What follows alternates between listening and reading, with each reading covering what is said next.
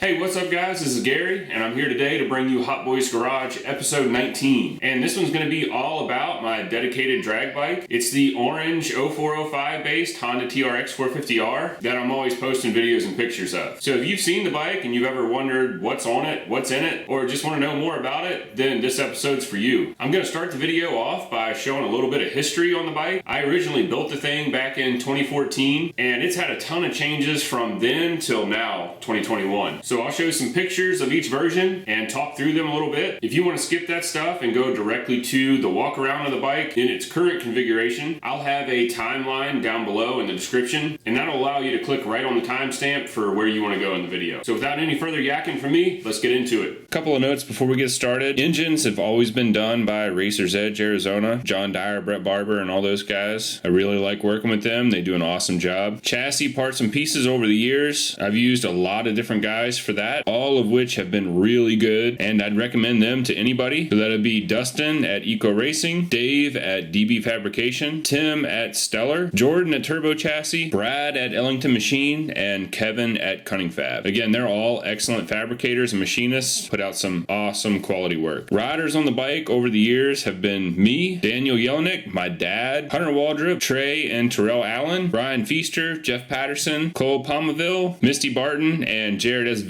So a big thanks to all those guys. Up first here on the screen, you'll see the newest setup that we ran for the 2021 season. But before we get directly into that, I wanted to rewind it a little bit and kind of show the progression of the 304 bike since its inception in 2014 until now. This is the setup that I ran in 2014. It was the initial try at a dedicated drag bike. I bought a completely stock bike off of Craigslist, tore it all the way down, and then started buying parts and piecing everything together. This setup ended up being a stock frame, uncut, with the plastics, stock seat, stock gas tank, and radiator. I picked up some Fireball AA arms. I had Stellar Performance in Arizona make me a swing arm that, in hindsight, was too short. Jordan at Turbo Chassis made me a wheelie bar, and I had Racer's Edge do the motor. It was a 545cc 0405 based engine. I ran an in-frame DASA pipe on it and a 48 Electron, and it ended up making low to mid 70s for horsepower. This combination came in pretty heavy at like 285 pounds, ready to go. But despite that, we ended up running a best of 4.39 seconds and 300 feet with Daniel on it at Newtown. Then in the first part of 2015, I went to the orange powder coat that I still use today. That's done by Right Away Powder Coating, Middletown, Maryland. And I ended up making a lot of changes. So first for the motor, we went bigger with a 623cc engine. Again, it was done by Racer's Edge, Arizona. Big Electron outer frame MAD pipe. This combination made a little over 80 horsepower. We stuck with the OEM frame, and we ended up cutting it up a lot to try and get things lighter. Ordered all new chromoly parts, Stellar single A arms, their dirt bike subframe, and a little bit longer swing arm. Went to spindle mount wheels and a drag axle, as well as a CR85 dirt bike radiator. I think this combination ended up weighing right around 245 pounds or so, and it ran a best of, I think it was high 4.1s, low 4.2s with me on it. Then in the second part of 2015, I tried to lighten things up even further. I ditched the stock gas tank, got a turbo chassis gas tank, went to an aluminum seat pan, lighter hood, and I did a coolant loop instead of the radiator. And with that setup, we finally broke into the high 3.9s and 300 foot with my dad riding it. And then here's the bike in 2016. We made more big changes. I ended up getting a 649cc engine from Racer's Edge, Arizona. Dry block with a billet head on it, and it had a remote start on it, so no more kicker. We still stuck with the cut up OEM frame, and we took our first shot at titanium and carbon fiber parts. So I added an Eco titanium stem. I had Jacob Lowe and E-Barb Racing make me a titanium swing arm, carbon fiber subframe, titanium A-arms and spindles, and although it's not shown in these pictures, a titanium and carbon fiber wheelie bar. I think this setup ended up weighing a little under 200 pounds, and it ran a best of 3.65 seconds in 300 foot with Trey Allen riding it at Shelton's Dirt Drags in Kentucky. Then in 2017, things got even crazier.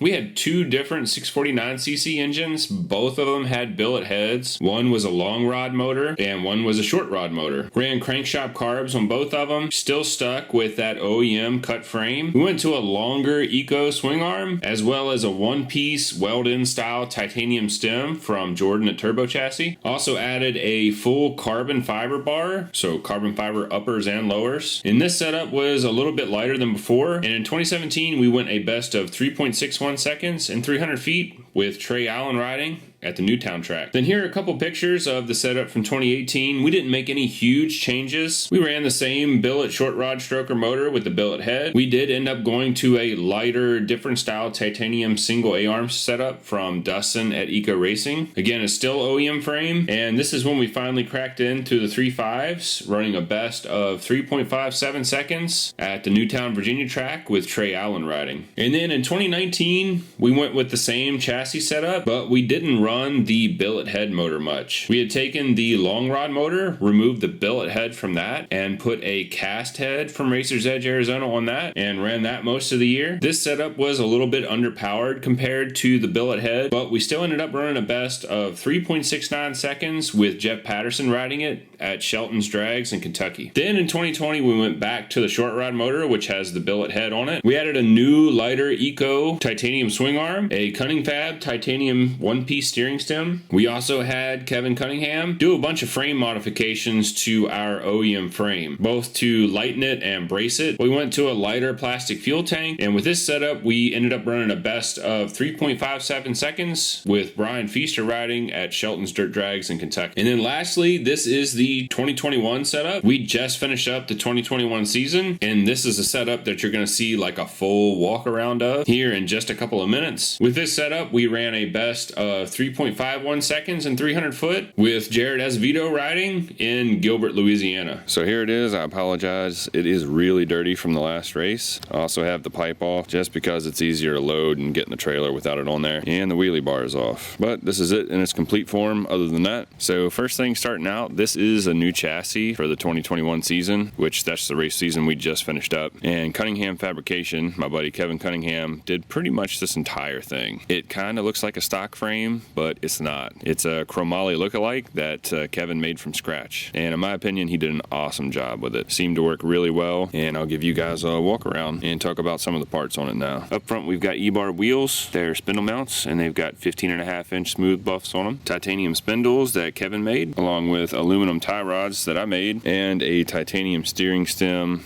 one piece that Kevin at Cunning Fab made as well. And then up front here you can see chromoly A-arms. They are welded directly to the main loop. Coming up top, we've got a switch clutch lever for two-step, kill switch, just your basic stuff. Moose throttle that's cut so that the throttle can open all the way, and a sand dragger carbon fiber cover on top of that. For electronics, I run a Dynatec programmable, and for fuel, got a US Plastics 3/4 quart with a Pingle on off. Down here is a pretty cool combination. Titanium foot pegs with an integrated titanium rear brake lever, and then I run a CRF450R master cylinder on it with a custom mount that Kevin made and welded it on there. Then here's a shot of the swing arm. Of course, it's extended, and it's got a single mount down below with a couple of support struts running up to the main swing arm tubes. Again, Kevin at Cunningham Fabrication made all of this, as well as the carbon fiber subframe, which is pretty cool with his full floating seat pan slash backrest deal. Underneath this, there's a carbon bar. And what's pretty cool about his setup is it's pretty different. You can loosen all this up and move the entire seat pan and backrest as one unit back and forth on the bars. That way you can get your rider comfortable or get your weight distribution where it needs to be. And then on the back of that is a titanium subframe support, mounts to the swing arm. And then coming back to the backside, we usually run 18 Extremes on this bike. Carrier is one that Kevin at Cunningham Fabrication cut as well. Like I said, he did most of the stuff on this bike. We run PBI sprockets, a Brembo rear caliper, along with a Cunning Fab aluminum rotor. And then the rear axle is a JJ&A drag axle. And then each of the wheel hubs, the sprocket hub, the brake hub, have had 1 bolt's worth of aluminum material cut off of them by Dave Becker at DB Fab. And then I also run his carbon fiber brake stay for the Brembo. Right on the left side, you can see it's a 520 chain. Also run a carbon fiber torque strut, one of the few parts that I actually made myself. And then the last piece is the 3-bar carbon fiber and titanium wheelie bar that Cunningham Fabrication also made. It's got 2 carbon/titanium bars on the bottom, and a larger diameter carbon fiber bar up top. Got the foam on it right now to protect it. And then also run these pretty sweet wrenchless jam nuts that Kevin makes as well. Makes bar adjustments and locking them down super quick, easy, simple. Then on the back of this guy, Fisher-Price plastic wheelie bar wheel. And I think that's pretty much it for the chassis. On to the engine. This is a Racer's Edge, Arizona power plant. It's a 0405 based Honda TRX450R engine, 10 mil stroke with a 105 bore. I think that makes it displace like 647 some odd cc's. They call it a 649 though. It has a billet head on it from Racer's Edge, Arizona. Billet cylinder. You can see down here we have it set up for remote start, and it has an override transmission in it. I think that's pretty much all there is to say on that. It has a custom out-of-frame pipe that you'll be able to see on some of the pictures that include in this video, and it's got a big custom cam in it. The carburetor is a crank shop, and then we run a cut down DS650 intake on it and a big paper filter on it that you can also get from Racer's Edge, Arizona. Alright, that's it for this episode. If you guys liked the video, make sure you subscribe to the channel. Stay tuned for more content. In between videos, you can follow us on Facebook. Just search for Hot Boys Racing with 2 T's. You can also follow us on Instagram at Hot Boys Racing. I'll stick links to both of those in the video description. As always, thanks for watching.